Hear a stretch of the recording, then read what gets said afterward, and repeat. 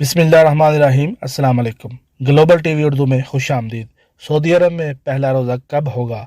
Qaseem university میں جغرافیائی علوم کے پروفیسر عبداللہ المسند نے کہا ہے رواں برس رمضان کا پہلا روزہ 13 اپریل 2021 منگل کو ہوگا۔ شعبان کا مہینہ 30 دن کا ہوگا اور اس کی آخری تاریخ پیر 12 اپریل ہوگی۔ العربیہ نیٹ کے مطابق عبداللہ المسند نے بتایا کہ رواں سال رمضان کے پورے 30 روزے ہوں گے۔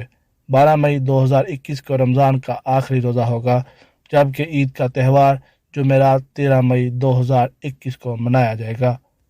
عبداللہ المسند نے توجہ دلائی کہ 29 رمضان منگل کو چاند سورج کے غروب ہونے سے 12 منٹ پہلے چھپ جائے گا، لہٰذا 29 رمضان کو چاند نظر نہیں آئے گا۔ عبداللہ المسند نے توجہ دلائی کہ جو لوگ رمضان اور عید الفطر کے حوالے سے اپنا پروگرام منانا چاہتے ہیں اس بات کو مد نظر رکھیں کہ رمضان کا پہلا روزہ 13 اپریل اور عید الفطر 13 مئی کو ہوگی۔